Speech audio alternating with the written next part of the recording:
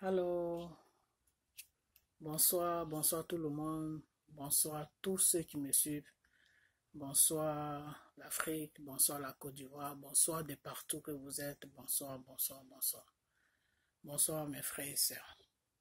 Ok, aujourd'hui je ne devais pas faire une vidéo, mais j'ai vu une vidéo d'une sœur, donc il fallait que je la réponde. Parce que bon, des fois, bon, peut-être que on comprend un peu, des fois la personne peut mal comprendre ce que tu veux dire. Je ne vais pas dire le nom de cette sœur, mais seulement si elle voit ma vidéo, elle va se retrouver dans ma vidéo. Elle va se reconnaître plutôt. Ok. Voyez-vous, quand tu suis le Seigneur, aujourd'hui on est vendredi, hein, vendredi matin. Quand tu suis le Seigneur, tu es obligé d'être dans la vérité. Quand tu suis le Seigneur, les émotions, tu dois les mettre à côté. Il faut que tu sois dans la vérité. Parce que c'est cette vérité-là qui va te protéger. Vous comprenez?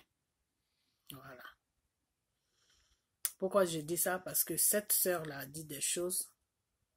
Elle n'a pas dit mon nom, mais elle a dit des choses à fonction de... J'ai compris ce qu'elle voulait dire. Donc pour ça, il faut que je la réponde. Peut-être que elle m'a mal compris. Ok. Elle parle d'un problème de se répandre. Il faut se répandre. Ça, c'est bien. C'est très bien. Il ne faut pas seulement faire la prière. Il ne faut pas seulement faire les jeûnes. Il faut se répandre. C'est-à-dire la personne qui est en faute doit se répandre devant Dieu et laisser les mauvais trucs que la personne a fait derrière et recommencer une nouvelle vie et que le sang de Jésus lave cette personne. C'est ça qu'on appelle la repentance. C'est-à-dire, tu reconnais tout le mal que tu as fait et puis le sang de Jésus, tu laves, te nettoies de tout le mal et tu rentres dans une nouvelle vie. Et tout ce que tu as fait dans le temps, tu laisses ça derrière toi et tu recommences une nouvelle vie. C'est ce qu'on appelle une personne s'est repentie. Ok. Quand on dit, on demande aux gens de prier pour une situation, la prière est très importante. Ok. Cette sœur me dit que oui, le Satan aussi prie. Chez le Satan, ça prie chez le Satan. Ok. Je ne dis pas non. Chez le Satan, il y a la prière. Chez le Satan même, il y a des jeûnes. Mais ce qu'il ne faut pas oublier aussi, c'est que chez le Satan aussi, il y a la Bible. Satan a été le premier élève de Dieu. Satan connaît mieux la parole de Dieu que l'être humain que Dieu a créé. Vous comprenez? Voilà. Satan connaît très bien la parole de Dieu, c'est-à-dire Satan connaît la Bible par cœur.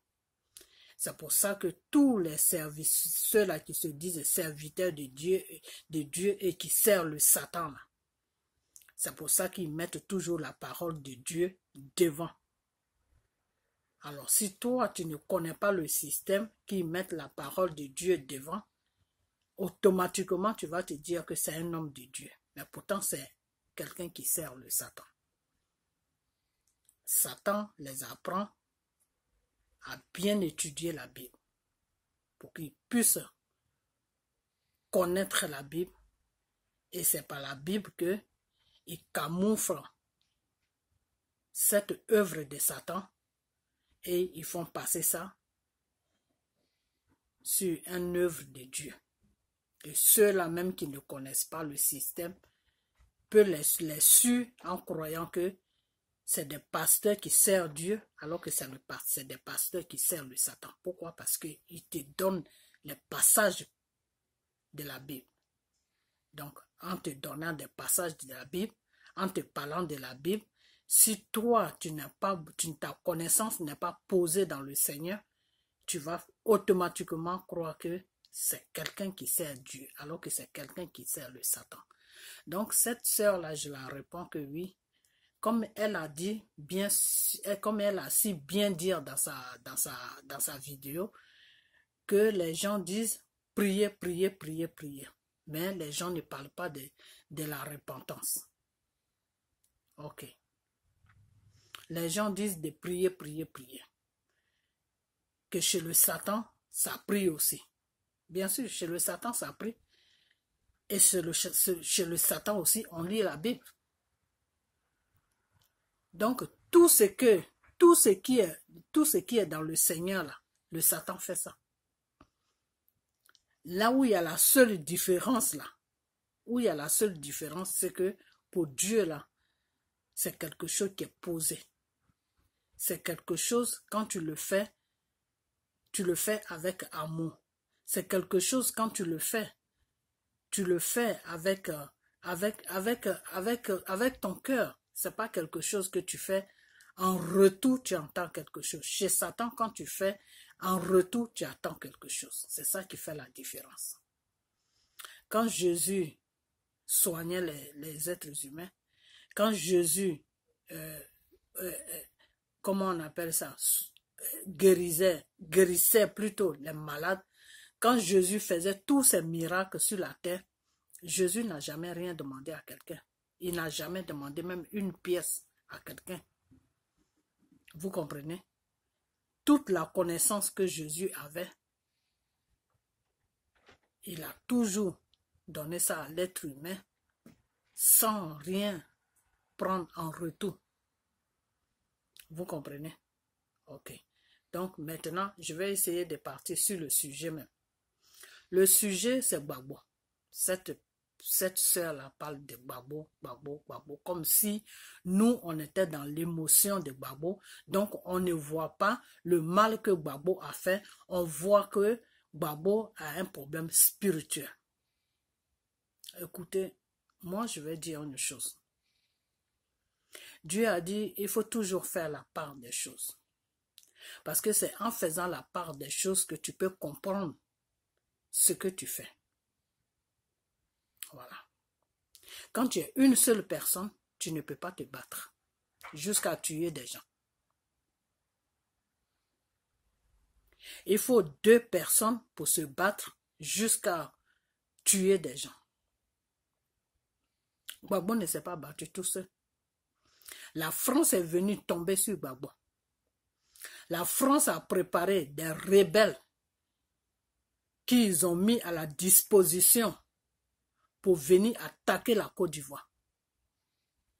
C'est pas Gbagbo seul qui a tué tous ces 3000 morts. Non.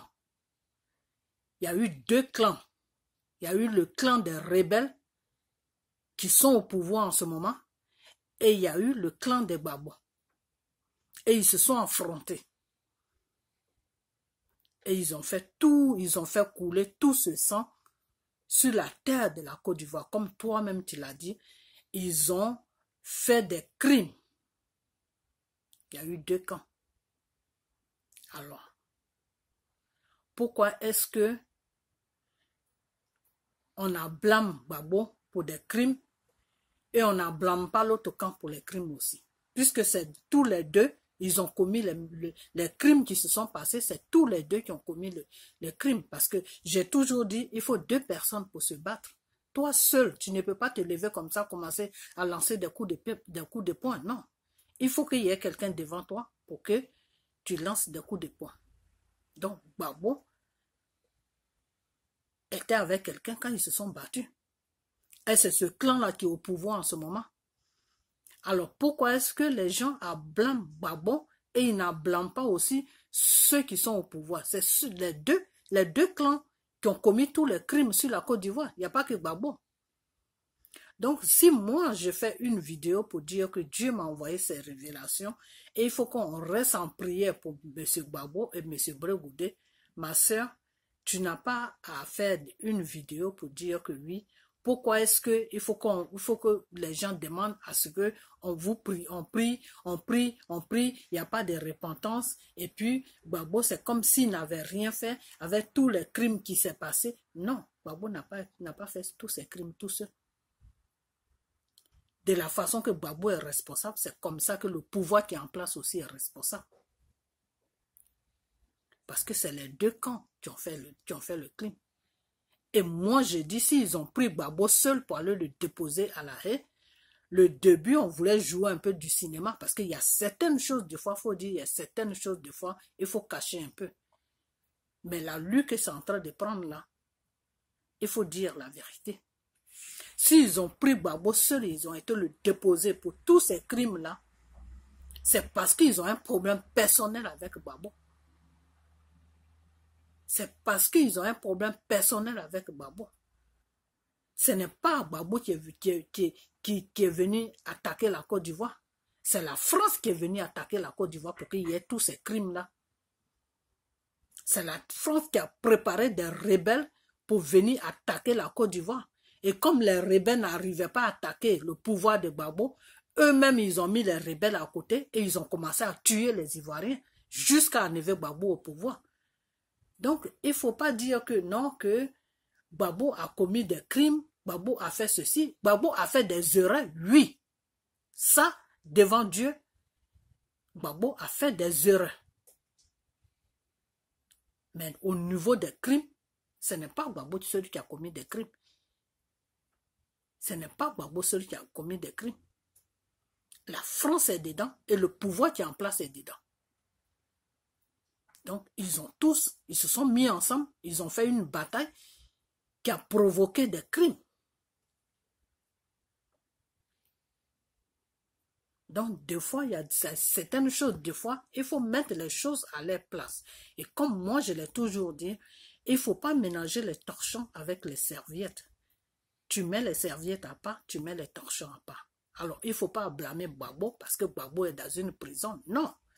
Si moi, je dis de prier pour Gbagbo, c'est parce que Dieu me l'a demandé de le faire. Et moi, je dis à ceux-là même qui m'ont dit, oui, qu'est-ce qu'on peut faire pour t'aider? J'ai dit, non, priez. La seule chose que vous pouvez faire pour m'aider, c'est de prier pour Gbagbo et pour Brégoudé pour que Dieu puisse mettre la main sur la situation pour qu'il puisse sortir. Bon, maintenant, au niveau de Gbagbo, comme vous-même, vous l'avez bien dit que oui, pourquoi ne pas faire coucou Gbagbo, ceci, cela. Non, moi je n'ai pas à faire coucou à Gbagbo. Non, Gbagbo a gouverné la Côte d'Ivoire. Il y a eu un problème qui s'est passé. Et moi, j'ai pris, et Dieu, avant même que Gbagbo ne tombe, Dieu m'a envoyé beaucoup de révélations que j'ai essayé de faire passer, mais il y avait un barrage qui était sur Gbagbo et que les révélations n'arrivaient jamais sur Gbagbo. Les gens même ne te laissaient même pas appeler Gbagbo ou faire ceci. Non, les gens étaient bloqués. Ils avaient fait un bloc sur Gbagbo. Donc, tu ne pouvais même pas approcher même Brégoudé ou bien téléphoner même à Brégoudé. Combien de fois, moi, je n'ai pas demandé le numéro de Brégoudé avant même que ces gens-là quittent le pouvoir. Parce que Dieu m'a envoyé des révélations. Aujourd'hui, si M. Gbagbo est dans une position de prison et que Dieu m'envoie ces révélations et que moi je demande aux Ivoiriens, ceux-là même qui me suivent, qu'on prie ensemble pour que M. Gbagbo sorte, ce n'est pas un crime que je suis en train de faire. C'est la voix de Dieu que je suis en train d'utiliser. C'est ce que Dieu m'a dit de faire, c'est ce que je fais. Dieu ne m'a pas parlé de repentance. Dieu ne m'a pas dit que oui, il faut que M. Gbagbo se répand. Dieu, il fait des choses à son temps. Dieu dit chaque chose à son temps. Parce que quelqu'un qui est en prison, quelqu'un qui est dans les problèmes, et que si Dieu te dit de prier pour lui, de gêner pour lui, et que lui, Dieu, il va passer par ça pour déclencher la situation de la personne, toi, tu ne peux pas faire des vidéos pour demander à la personne. C'est comme si moi, Dieu est venu vers moi, l'Esprit de Dieu me parle pour me dire, oui, ma fille, il faut prier, il faut gêner, voilà la situation, voilà la situation. Dieu me dit de la situation. Pourquoi? Pour que je puisse orienter mes prières. Parce que tu ne peux pas prier dans le vide. Pour que tu pries, il faut qu'il y ait un sujet que tu prends pour prier. Et c'est pour ça que Dieu me donne le sujet, comment je dois prier, pour que lui, Dieu, il fasse ce qu'il doit faire. Donc, si Dieu m'amène sur la prière, moi, je ne peux que parler de la prière. Si Dieu me dit demain que oui, parle de la dis à mon fils Babo de se répandre, je vais faire des vidéos, je vais dire à Babo que oui, Dieu dit, il faut que tu te réponds. Réponds-toi. C'est ce que Dieu m'a dit de te dire. Mais tant que Dieu ne m'a pas dit ça, je ne peux pas moi-même prendre ma propre connaissance pour parler de la repentance. Non. Je ne suis pas Dieu. Parce que quand Dieu parle de la repentance à une personne, ça veut dire que le Dieu qui t'a parlé de la repentance là, il a déjà préparé la personne. Donc si la personne sort de ses péchés et qu'il se lave, il se purifie du sang du Seigneur, ça veut dire qu'il ne retournera plus dans ses péchés. Quand tu es un être humain, tu ne vas jamais dire à ton prochain de se répandre. Non. C'est l'Esprit de Dieu qui peut te conduire à dire à ton prochain de se répandre. C'est Dieu qui va te faire une révélation pour te dire que mon fils ou ma fille ou mon pasteur, tu es à ma disposition. Dire à ma fille de se répandre. Dire à mon fils de se répandre. Parce que quand Dieu envoie ce message sur son enfant de se répandre, ça veut dire que le même Dieu qui a envoyé le message là, il a déjà fait le travail sur la personne. Donc, quand tu vas mettre tous tes bagages que tu avais là, tous les péchés, tout ce qui s'est passé là, quand tu vas mettre ça derrière toi et tu vas te nettoyer avec le sang de Jésus dans la prière, ça veut dire que Jésus même a déjà pris le contrôle de ta vie. Jésus même a déjà pris le contrôle de la situation. Donc, une fois que tu finis là, tu ne peux plus retourner dans les mêmes erreurs. C'est les erreurs que vous faites deux fois, vous les gens de Dieu ou de certains enfants de Dieu. C'est ces erreurs-là que vous faites deux fois. Vous faites deux fois. C'est-à-dire Dieu ne vous envoie pas de message pour dire que oui, il faut dire ça. Et vous-même, vous prenez votre propre connaissance et puis vous faites des messages aux gens. Et ça fait que ces gens-là ne changent pas. Ils ne peuvent pas changer. Pourquoi? Parce que Dieu ne les touche pas. Quand vous leur dites de faire, par exemple, tu vas dire à ta soeur ou à ton frère, parce qu'il est dans un péché, tu vas lui dire, répands-toi. Il n'y a pas de problème. Il va t'écouter. Il va se répandre. Mais les jours qui suivent là, il retourne encore dans la même bêtise. Par exemple, si c'est quelqu'un qui vole comme ça, tu vas lui dire, répands-toi, parce que le vol que tu fais n'est pas bien. Lui, il va t'écouter, il va se répandre. Mais quand il finit de se répandre là, donne-lui seulement 3 jours, il va encore voler. Le même vol là, il va faire ça quoi. Pourtant, il s'est déjà repenti. Il est rentré dans la repentance. Mais il va encore aller voler. Pourquoi? Parce que ce n'est pas l'Esprit de Dieu qui t'a dit de lui dire ça. Toute chose que l'Esprit de Dieu ne te dit pas de dire à l'être humain que lui, il a créé là, ne le dis pas. Parce que si tu le dis, la personne ne sera pas disponible pour laisser le péché. La personne va toujours retourner dans le même péché. Alors que si c'est Dieu qui te fait la révélation, que dis à mon fils de se répandre, ou dis à ma fille de se répandre, quand tu vas faire le message, la personne même va, si la personne accepte le message, de se répandre là, c'est fini. La personne va être une personne qui sera correcte dans sa vie. Pourquoi? Parce que Dieu va prendre le contrôle de cette personne. Parce que Dieu, lui, quand il t'amène un message là, c'est pour faire un travail sur la personne. Dieu ne t'amène pas un message dans le vide. À moins que la personne ne l'écoute pas. Par exemple, Dieu va t'amener un message de quelqu'un pour dire que oui, cette personne-là ment. Alors, dis à cette personne de laisser le mensonge parce que le mensonge n'est pas une bonne chose, c'est un péché. Donc, dis à la personne de laisser le mensonge. Et puis, la personne ne t'écoute pas. N'écoute pas la voix de Dieu. Et il continue toujours dans son mensonge. Dieu va passer encore par une autre personne. Puis la personne continue toujours. Quand c'est comme ça, là, Dieu laisse la personne. Parce que notre Dieu que nous prions là, Jésus là, il ne force personne. Jésus ne force personne. C'est pour ça que les gens préfèrent plutôt aller chez Satan que venir chez Jésus. Parce que Jésus ne force pas. Jésus te laisse la liberté de choisir ce que tu veux. C'est pour ça que Dieu même a créé le mal et le bien. Dieu a créé le mal et le bien. Fais un choix. Si tu veux partir dans le mal, il n'a pas de problème avec toi. Mais ce mal dans lequel où tu vas partir là, il faut l'assumer parce qu'il y a des conséquences dans le mal. Donc quand les conséquences vont venir là, il faut être capable d'assumer ça. Il faut être capable d'affronter ça. Il faut être capable de supporter ça. Vous comprenez? Donc, quand il y a une situation et qu'on dit il faut prier, il faut jeûner, c'est parce que Dieu le demande. Vous comprenez? C'est parce que Dieu le demande. Sinon, si Dieu ne le demande pas, ma soeur, si une personne même a un sérieux problème, comme Gbagbo, le problème qu'il a là, c'est de se répandre. Mais si Dieu ne t'a pas parlé de sa repentance, toi, tu ne peux pas te permettre de parler de lui, de sa repentance. Parce que ce n'est pas toi qui vas faire le travail sur lui, c'est Dieu qui va faire le travail sur lui. Et si Dieu ne demande pas ça, c'est parce que Gbagbo est dans une position où Dieu ne peut pas lui demander. Admettons, Dieu te dit, oui, j'ai mon fils qui est malade. Il est vraiment malade, mais j'ai besoin de le soigner. Mais pour que je le guérisse, j'ai besoin de le guérir plutôt, excusez-moi.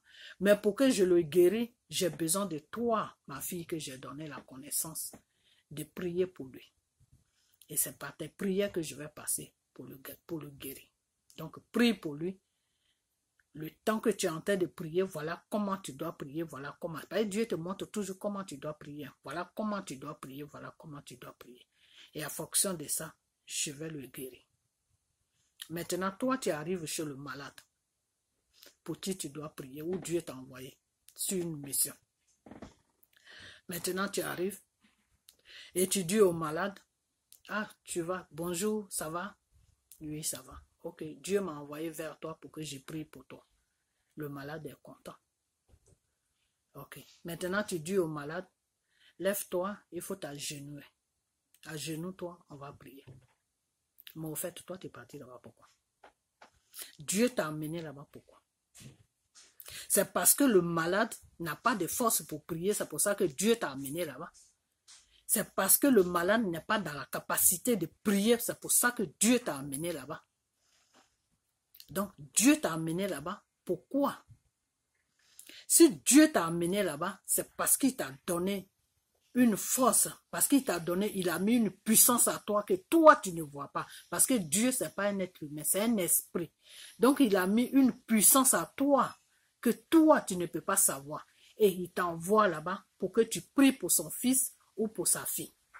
Et par toi, il va faire la guérison de son fils ou de sa fille. Quand tu arrives là, tu dis bonjour, bonsoir là. Tu dis au malade, Dieu m'a amené vers toi pour que je puisse prier pour toi. Donc, est-ce que la seule chose que tu dois demander à la personne, est-ce que tu crois que Dieu peut te guérir? C'est ça qu'il faut demander au malade. Est-ce que toi qui es couché là, toi qui souffres là, tu crois au plus profond de ton cœur que Dieu là qui t'a créé là, est-ce que tu crois que Dieu peut faire quelque chose pour ta situation? Est-ce que Dieu peut te guérir? Si la personne dit oui, tu dis, ok, Dieu m'a envoyé vers toi pour que je prie pour toi. Ou même si la personne dit non, parce que la personne peut toujours dire non. Si la personne n'a pas la croyance de Dieu, elle peut dire non. Si la personne dit non, tu dis ok. Tu ne crois pas à Dieu. Si la personne dit oui, tu dis à la personne, crois en Dieu. Parce que s'il m'a amené vers toi, c'est parce qu'il a un plan pour toi. Tu comprends? Et maintenant, tu dis à la personne, je vais prier. Donc, toi, tu n'as qu'à rester tranquille. Moi, je prie. Et puis, tu commences à prier pour la personne. Tu commences à prier pour la personne. Plus tu vas commencer à prier, plus Dieu va te guider dans la prière. Plus tu vas commencer à prier, plus Dieu va te guider dans la prière. Plus tu vas commencer à prier, plus Dieu va te guider dans la prière. Jusqu'à ce que la personne guérit. Tu comprends? Mais si tu arrives et que tu dis à la personne, lève-toi, lève-toi, tu es à genoux, on va prier. Ça veut dire que tu es parti là-bas pour rien. Ça veut dire même que tu n'as pas foi en Dieu qui t'a envoyé là-bas. Donc, c'est la même chose. C'est dans la même situation que Babo se trouve en ce moment. Babo a un problème. Il est dans une prison. Il n'est pas chez lui à la maison. Il est dans une prison. Et dans la prison, tu ne sais pas comment il vit là-bas. Tu ne sais pas comment il dort là-bas. Tu ne sais pas qu'est-ce qui se passe là-bas.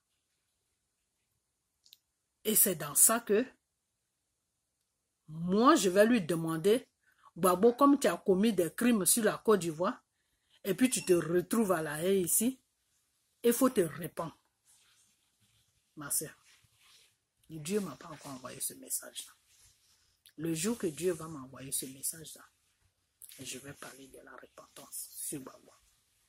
Mais pour le moment, Dieu me dit de prier et de jeûner pour lui. Pour que lui, Dieu, il puisse faire ce qu'il doit faire pour le faire sortir de là où il est. Tu comprends? Voilà. Parce qu'avec Dieu, là, ce n'est pas le désordre. Il faut aller pas à pas. Chaque chose a son temps. Avec Dieu, là, il y a première étape, deuxième étape, troisième étape. Et j'ai attendu aussi que tu as parlé de sa deuxième femme. Tout ça là, Dieu a tout ce. Dieu est au contrôle de tout cela. Mais le premier étape déjà, il faut que Babo sorte de là où il est. Une fois qu'il sort de là où il est maintenant, Dieu maintenant va faire ce qu'il doit faire. Dieu va lui parler peut-être de la repentance. Dieu va lui demander maintenant de divorcer une femme parce qu'il ne peut pas rester avec deux femmes. Parce que c'est comme s'il était dans l'adultère. Donc, chaque chose a son temps. Donc, moi, qui est dans la parole de Dieu, et qui parle, qui dit que oui, Dieu m'a dit ça pour Babo, Dieu m'a dit ça pour Babo, je sais très bien de quoi je parle. Vous comprenez? Voilà, je sais très bien de quoi je parle. Je ne parle pas parce qu'il faut parler. Je ne parle pas pour faire plaisir à quelqu'un. Non. Chez Dieu, là, il n'y a pas de plaisir. Et chez Dieu, là, un enfant de Dieu ne cherche pas le monde. Le monde qui vient, ils viennent parce que ce que je dis peut-être les convainc. J'arrive à les convaincre avec la parole de Dieu. C'est pour ça qu'ils viennent. Sinon, je ne cherche pas le monde. Et un enfant de Dieu ne doit pas chercher le monde. Le monde doit venir tout seul. Parce que le monde là, c'est Dieu. Parce que c'est Dieu qui a créé le monde. Donc si tu es dans la vérité, le monde doit venir vers toi. Ce n'est pas à toi d'aller chercher le monde. C'est le monde qui doit venir vers toi. Parce que si tu es dans la parole de Dieu, si tu es sur la voie de Dieu, et que c'est Dieu qui te fait des révélations, normalement le monde doit venir sur toi. Ce n'est pas à toi d'aller vers le monde. Même Dieu a dit dans sa parole que là où il y a 2, 3 personnes, je suis. Quand tu parles, même s'il y a 5 personnes déjà qui t'écoutent, ça veut dire que tu es dans la vérité. Parce que là où il n'y a pas Dieu, là, il n'y a pas de monde qui vient là. Voilà. Donc, les émotions de M. Gbagbo, moi, je ne suis pas dans l'émotion. Vous comprenez?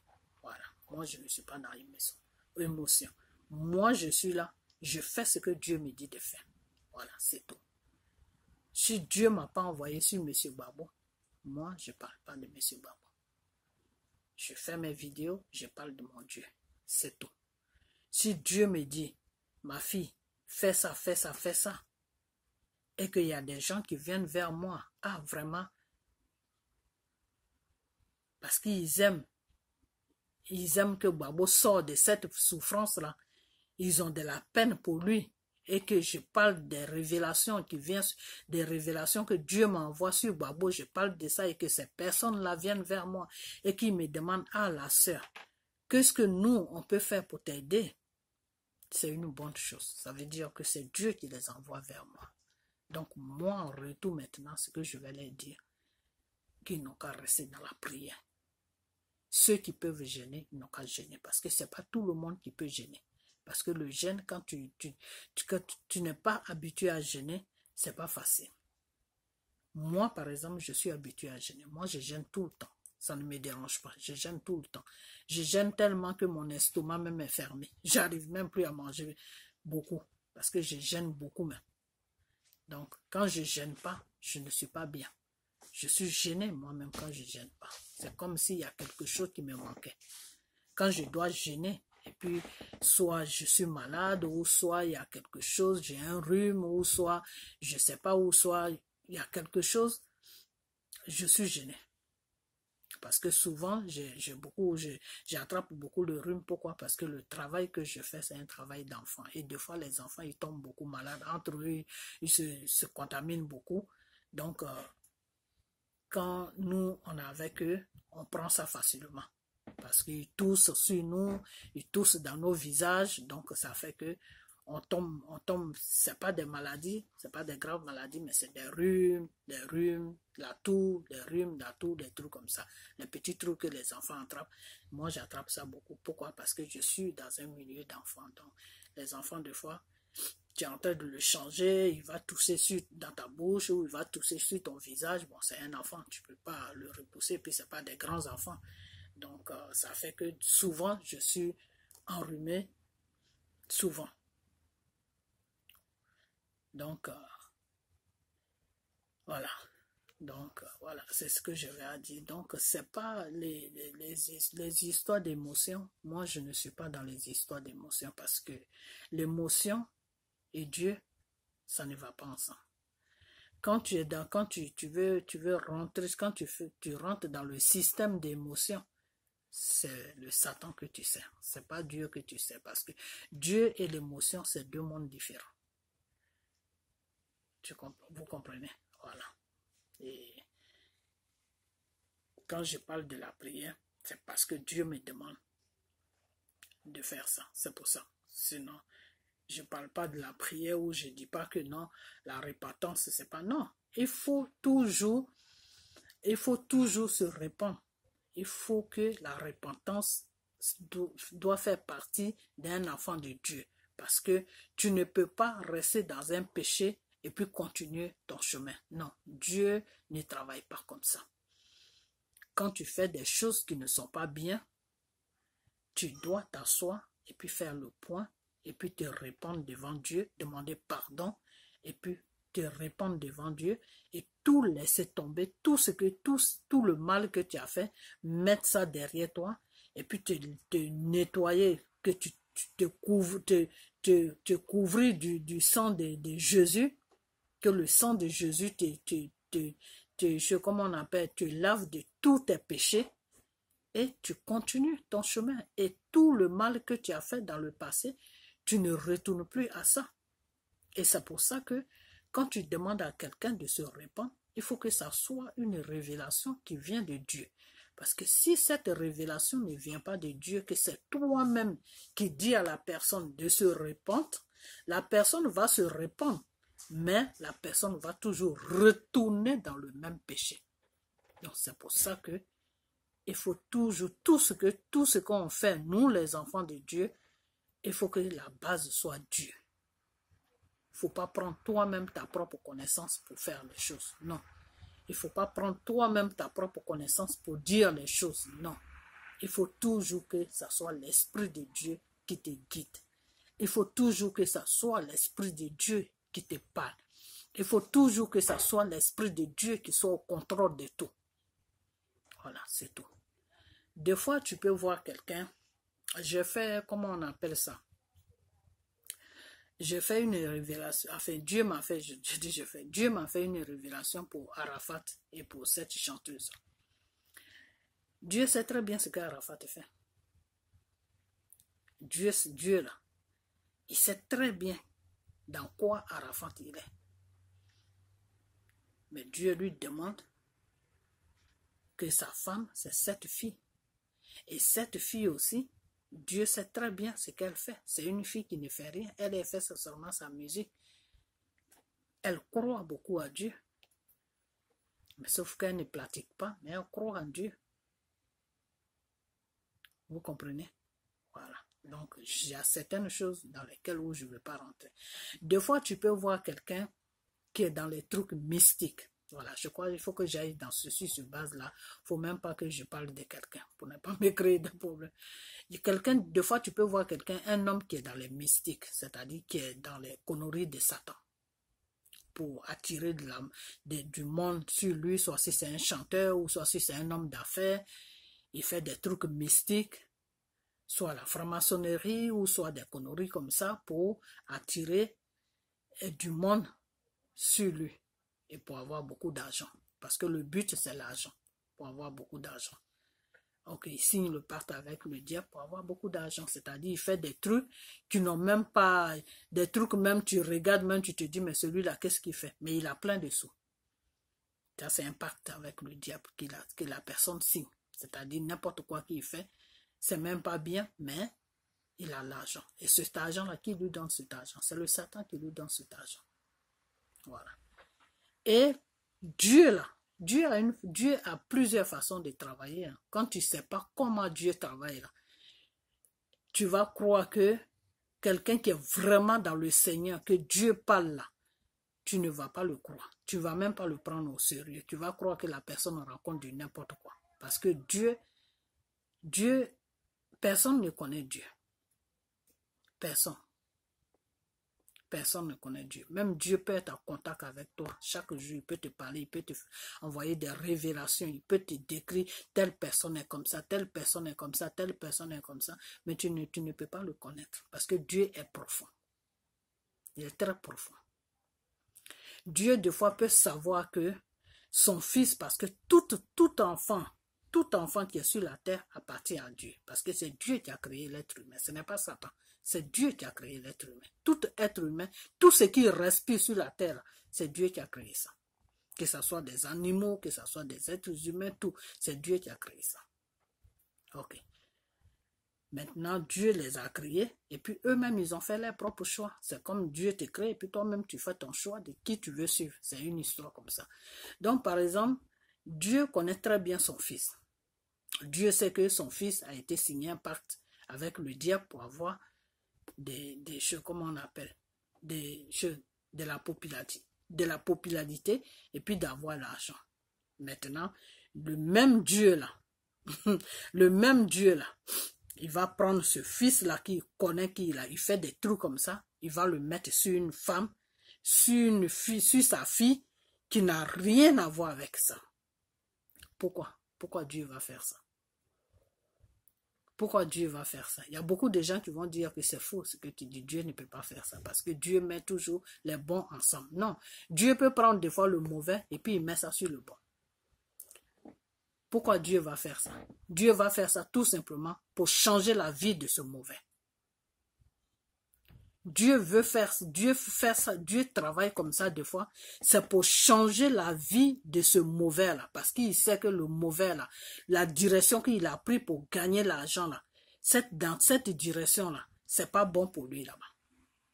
La fin là sera pas bon pour lui. Donc Dieu, lui, il voit déjà la fin.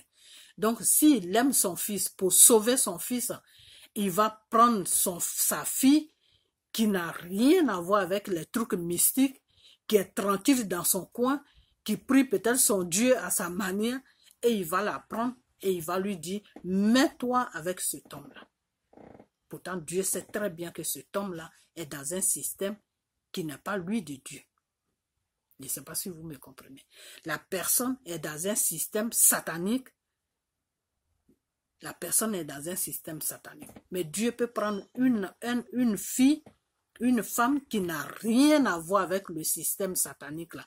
Une fille qui fait sa petite prière, elle met sa foi en Dieu, elle ne fait pas de médicaments, elle ne fait rien. Dieu peut prendre cette femme là pour lui dire, toi tu vas te mettre avec cet homme là qui fait l'œuvre de Satan.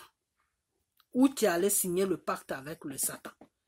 Dieu peut prendre sa fille pour le mettre avec. Pourquoi Dieu va faire ça? Dieu va faire ça tout simplement pour pouvoir changer celui-là qui a signé le pacte avec le diable. Pour qu'il puisse changer. Parce que maintenant, Dieu, pourquoi il va faire ça? Il va passer par la femme pour toucher l'homme qui a été signé le pacte avec le diable, pour le changer, pour l'enlever chez le diable et puis le mettre, lui, Dieu, dans son camp. Vous comprenez? Je ne sais pas si vous m'avez compris. Vous comprenez?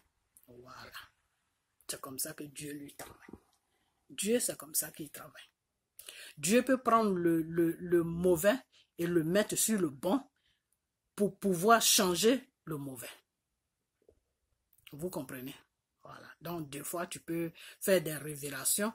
Les gens vont te dire, mais comment cette personne-là fait des trucs mystiques? Et puis Dieu va dire que oui, la personne-là n'est qu'à aller avec cette personne-là qui est tranquille, qui n'a pas de problème, qui ne fait pas des trucs mystiques. Comment Dieu peut mettre deux personnes différentes ensemble? Dieu met tout simplement les deux personnes différentes ensemble parce que Dieu veut préserver la vie de celui-là même qui allait signer le pacte avec le diable. Dieu veut l'enlever là-bas. Parce que Dieu même sait que là où il est parti, là, il ne pourra pas continuer, il ne pourra pas terminer le chemin. Donc Dieu veut le sauver. Voilà. Tout simplement le sauver. Maintenant, si lui n'écoute pas la voix de Dieu et qu'il ne veut pas se mettre avec la personne que Dieu dit, il n'a qu'à se mettre avec la personne pour pouvoir le sauver, si lui, il ne veut pas écouter la voix de Dieu, il n'y a pas de problème. Dieu, lui, ne force pas, c'est ce que je vous ai dit tout à l'heure. Dieu ne force pas. Dieu le laisse aller, il continue dans ses bêtises. Et Dieu va chercher maintenant quelqu'un de bien pour sa fille, pour donner à sa fille. Et sa fille sera bien avec cette personne que Dieu va lui donner. Et lui, ce qu'il a commencé avec Satan là, il va aller jusqu'au bout et lui-même, il va voir comment sa vie va être après. Sa vie sera misérable après. Parce que Satan, lui, quand il te donne là, quand son temps arrive là, tout ce qu'il t'a donné là, il te reprend ça. Et il te dépose quelque part, là où tu ne peux même pas te relever. Personne même pas va te relever. Voilà, c'est comme ça que Satan lui travaille. Il te rend misérable. Misérable. Tu n'arrives même pas à t'acheter, même ta pète même, tu n'arrives même pas à t'acheter ça. C'est comme ça que Satan lui travaille. Donc c'est pour ça, souvent, quand tu connais le profondeur de Satan, tu préfères rester dans ta pauvreté que d'aller signer pacte avec Satan pour avoir l'argent. Parce que cet argent-là, arrivé à un certain moment, Satan va tout récupérer. Et il va te mettre dans un système où toi-même, tu vas préférer te suicider que de vivre. Voilà, c'est comme ça Satan lui travaille. Donc quand Dieu, lui, il sait que son fils, parce qu'il y a des gens que des fois Dieu aime. Il y a des gens comme ça, Dieu les aime comme ça. Ils sont nés comme ça, Dieu les aime. Et Dieu veut les aider parce qu'ils sont sur une mauvaise route. Mais des fois, ces gens-là n'écoutent pas la voix de Dieu. C'est dommage. Donc, c'est comme ça que Dieu lui travaille. Vous comprenez? Voilà. Voyez-vous, je vais vous raconter une petite histoire, puis après ça, je close ma vidéo, parce que je suis arrivé un peu trop loin. Avec la vidéo, je suis fatigué aussi. Ok. J'ai un frère qui est sur la Côte d'Ivoire, je prie beaucoup avec lui. Mais maintenant, je ne prie plus avec lui parce que c'est le temps, j'ai pris trop le temps comme avant. Avant, j'avais un peu le temps. Donc, des fois, les samedis, on s'appelle et puis on prie pendant 1 heure, 2 heures de temps, des fois 3 heures de temps. On cause beaucoup dans la semaine, je l'appelle, vous comprenez. Et un jour, ce frère-là, il a eu un cas de prière de quelqu'un qui était sur le point de mourir. La personne a quitté sa femme et la personne a pris une deuxième femme et allé s'installer au village avec cette femme. Et puisque la personne était à la retraite. Donc la personne travaillait dans le gouvernement au temps de Houphouët. Et la personne a pris sa retraite. Donc la personne est partie à la retraite. Donc la personne a pris une deuxième femme, allé acheter, construire une maison au village.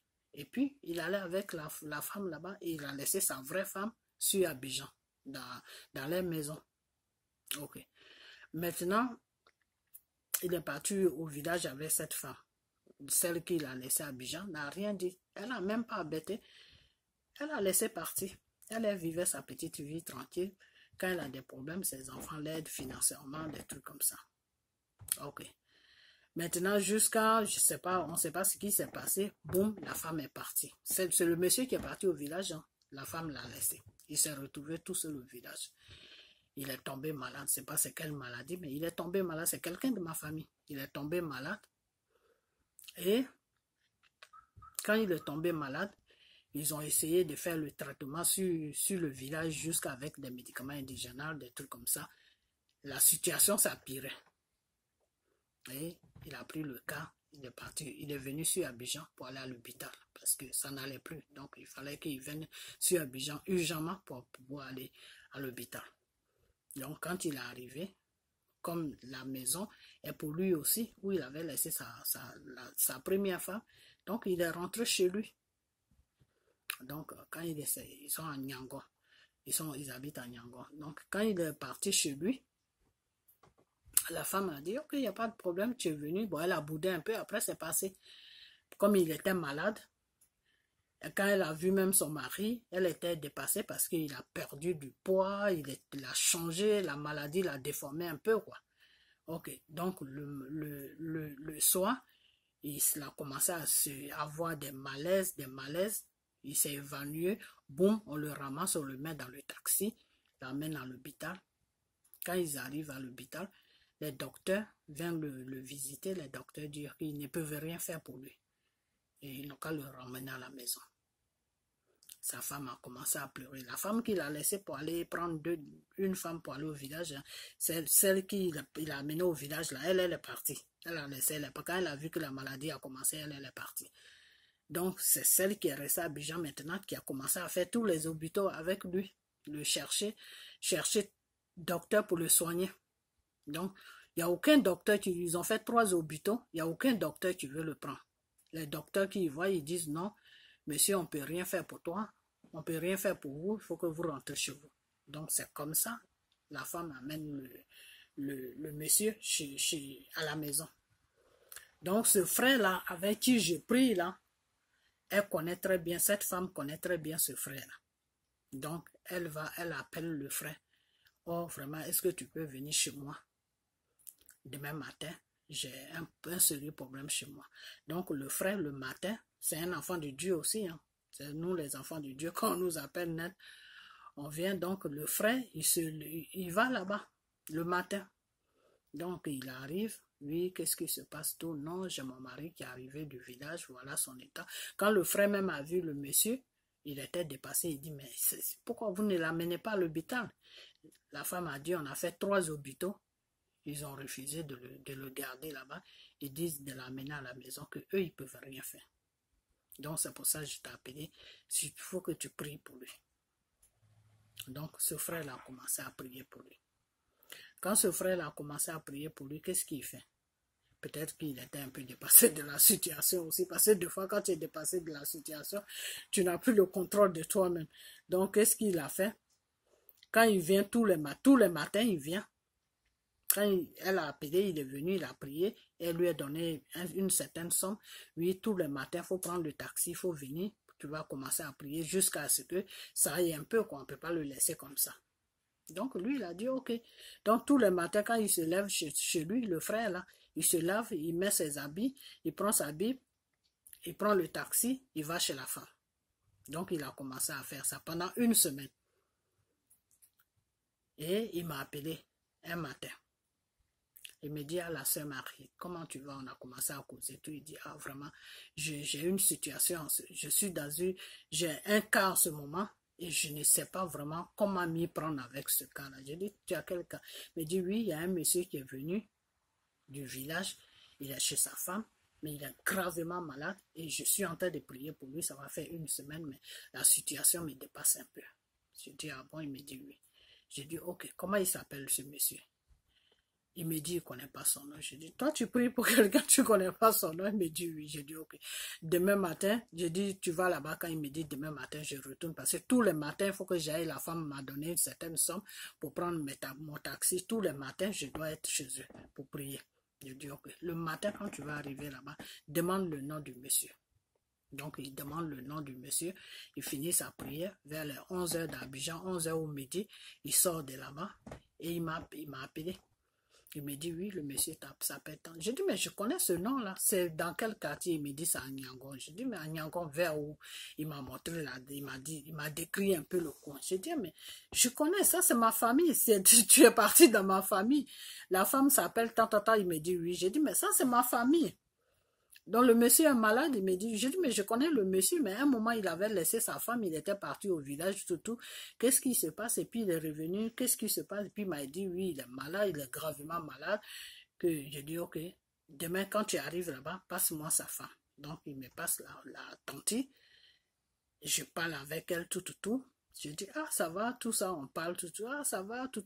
Je dis, ok, c'est ton mari qui est malade? Il me dit, oui. Je dis, mais il a quoi? Elle me dit, moi, nous-mêmes, on ne sait pas. Il est arrivé du village, il était en train de mourir. On l'a amené dans tous les hôpitaux à Abidjan ici. Les gens ne veulent pas le prendre. Le docteur a dit que de le ramener à la maison. Donc, moi-même, je ne sais pas quoi faire. Je dis, ok. Le monsieur, le jeune qui est là, il va prier pour lui. Je prie avec lui. Il va prier et ça va aller. On met tout dans la main de Dieu. Elle me dit, d'accord. Donc, le jeune, je le laisse, il continue ses prières.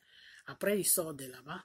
Il m'appelle, on cause tout. J'ai dit, mais comment son état est maintenant?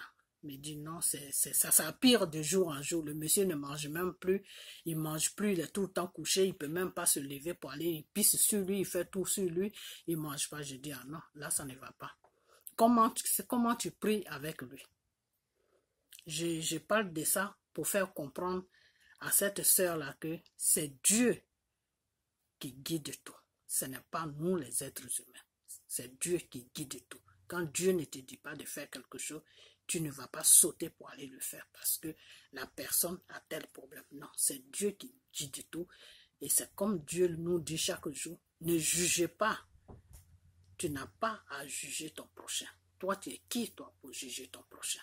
Donc, moi, M. Gbagbo, des fois, je suis en colère avec lui pour des trucs qu'il a fait. Mais ce n'est pas ma place de le juger. Voilà. Moi, je fais ce que Dieu me dit de faire. Puis c'est tout, ça s'arrête là. Ok, donc, je demande, mais comment tu pries tout et jusque là, ça ne va pas. Il me dit non. Quand j'arrive le matin, je dis à sa femme, ses enfants, il a ses cousins, ses nièces qui sont à la maison, je dis à tout le monde de l'entourer, et puis on s'attrape tous les mains, et puis on prie. Je dis, ok, quand tu vas aller demain matin, il ne faut plus prier comme ça. Il faut tous les laisser. Il ne faut pas prier avec eux. Prends le monsieur, rentre dans une chambre avec lui. Demande à sa femme de te donner une chambre. Rentre là-bas avec le monsieur. Prie sur le monsieur. Ferme la chambre, reste dans la chambre avec le monsieur. Toi et le monsieur, prie sur lui. Il m'a dit, tu es sûr? J'ai dit, oui, il faut faire ça. Et il a fait ça. Parce que moi, Dieu m'avait dit qu'il fallait qu'il fasse ça. Mais je ne lui ai pas dit que c'est des révélations. Que Dieu m'a dit ça. Je lui ai tout simplement dit de faire ça. Donc, il a fait ça. Quand il a fait ça, le premier jour, il est parti chez lui. Le lendemain, quand il est venu, la femme du monsieur lui a dit, il a mangé un peu de baka. Ils ont fait la bouillie, il a mangé. Lui-même, il était content. Quand il est sorti de là-bas, il m'a appelé, il dit, ah, la sœur Marie, Ce que tu m'as dit de faire, j'ai fait ça. Quand je suis venu le lendemain, la femme m'a dit que son mari a bu un peu de bouillie. J'ai dit, ok. Chaque matin, quand tu arrives, prends le monsieur là, va dans la chambre avec lui et prie sur lui. Parce que la prière que tu vas faire là, Dieu va t'accompagner dans cette prière. Donc, ne le ménage pas avec les gens. Parce que si la femme s'est levée pour aller te chercher, c'est parce que c'est Dieu qui l'a mis sur ton chemin. Donc, si tu viens prier sur son mari, mets-toi dans un coin avec le mari et prie pour que Dieu puisse faire le travail sur le monsieur. Il a fait ça pendant quelques jours. Le monsieur a commencé à répandre un peu les forces puisqu'il a commencé à manger. Et puis maintenant, les révélations ont commencé à venir. Lui de son côté, pas moi de mon côté, lui de son côté. Dieu a commencé à dire à ce frère-là que lui, le monsieur n'a qu'à confesser. Parce que s'il ne confesse pas, il va mourir. Et il m'a appelé, il m'a dit ça. J'ai dit, mais ce n'est pas à moi qu'il faut dire. C'est lui qui est malade. Qu'est-ce qu'il a fait? Puis il est malade. Donc, si Dieu te dit de lui dire de se confesser, dis-lui de la façon que Dieu t'a dit là. Dis-lui comme ça. Et il va se confesser. S'il ne veut pas se confesser, il faut le laisser. C'est qu'il a envie de mourir. Parce qu'avec Dieu, là, il ne faut même pas tourner en rond, à gauche, à droite. Quand Dieu te dit sec, là, il faut dire ça à la personne sec. Voilà, c'est comme ça. Donc, après ça, il a dit la même chose au monsieur, c'est que les révélations qu'il a eues, que lui, il faut, Dieu m'a envoyé des révélations, Dieu me dit de te confesser, que il faut que tu parles, parce que si tu ne parles pas, tu vas mourir. Que lui, Dieu, il ne peut rien faire pour toi. Et le monsieur, il a confessé. Toutes ces bêtises qu'il a fait là, il a commencé à confesser, oui, je suis sorcier, blablabla, blablabla. Après, c'est passé. Ce monsieur là, en ce moment où je vous parle là, il est sur Abidjan. Il vit. Il a plein de femmes. Comprenez? Voilà. Donc, ma soeur, c'est pour te faire comprendre que c'est Dieu qui contrôle, qui prend le contrôle de toute situation. Quand Dieu ne t'amène pas sur un chemin là, ne va pas là-bas. Parce que si tu vas là-bas en chair. Tout ce qu'on fait là, nous les enfants de Dieu là, on doit faire ça en esprit. Voilà. On doit faire ça en esprit spirituel. On ne doit pas faire ça dans le vide comme ça. Donc c'est Dieu qui guide. Donc si Dieu m'a dit que M. Gbagbo a besoin de prière, M. Gbagbo a besoin de jeûne, moi c'est la voix de Dieu que je suis. Je ne peux pas suivre ma propre voix pour dire que M. Gbagbo, comme tu as commis des crimes sur la Côte d'Ivoire, répands-toi. Parce que ces crimes-là qu'il a commis là, moi, je n'étais pas là quand il commettait ces crimes-là. Voilà. Je ne peux pas dire quelque chose que je n'ai pas vu. Parce que si je l'accuse de tous ces crimes-là, Dieu même va me demander, mais quand il a commis les crimes-là, tu étais là. Tu as vu les gens qu'il a tués. Qu'est-ce que je réponds à Dieu? Non. Dieu va me dire, mais tu es qui toi pour le juger? Voilà. Donc, moi, Dieu m'a appris de ne pas juger mon prochain. Des fois, je fais l'erreur de juger. Mais quand je me rappelle que Dieu m'a dit ça, je reviens sur ma parole et je demande pardon à la personne que j'ai jugée. Parce que ce n'est pas ma place de juger l'être humain que Dieu a créé. Voilà. Je peux donner des conseils à l'être humain que Dieu a créé. Je peux aider l'être humain que Dieu a créé. Mais je ne suis pas là pour juger l'être humain que Dieu a créé. Donc si toi tu dis que Gbagbo a tué des gens, si tu dis que Gbagbo a fait ça, Gbagbo a fait ça, ça ne regarde que toi. Mais moi, ce que je fais ça en fonction du Saint-Esprit. Je ne fais pas ça en fonction de moi-même. Voilà. Donc c'est ce que je voulais te dire. Je ne suis pas fâché. Hein. On est des sœurs. On est dans le Seigneur. Il y a certaines choses que je peux ne pas connaître, tu peux me dire. Il y a certaines choses aussi qui peuvent t'échapper, je peux te dire. Et ça là, je préfère être franc avec toi. Parce que tu n'as pas dit mon nom, mais tu as vu ma vidéo. Et c'est pour ça que tu as parlé de ça. Mais je ne suis pas fâché. Si je te dis que je suis fâché, c'est faux. Ce n'est pas la vérité. Je te mens. Je ne suis pas fâché. Mais je préfère te répondre de la façon que tu as parlé à parabole. Donc, je préfère moi te répondre. Je ne dirai pas ton nom, mais quand tu vas voir ma vidéo, tu vas te retrouver là-dedans. Donc, quand on est des enfants de Dieu et qu'on fait tous le même travail, on doit suivre la voie de Dieu. On doit suivre la parole de Dieu. On doit suivre le Saint-Esprit. Ce que lui, il dit là, c'est ça qu'on doit faire. Voilà. Donc, pour que M. Gbagbo se répand là, ça dépendra, c'est Dieu qui va le décider, ce n'est pas moi. Voilà. Donc, c'est tout ce que je vais à dire. Donc, à ce jour, je vous dis tous bonsoir. Et puis, voilà. Passez une bonne journée plutôt, parce que là, on est vendredi. Et puis, on a bientôt. Et puis, que Dieu vous bénisse. Merci. Bye bye.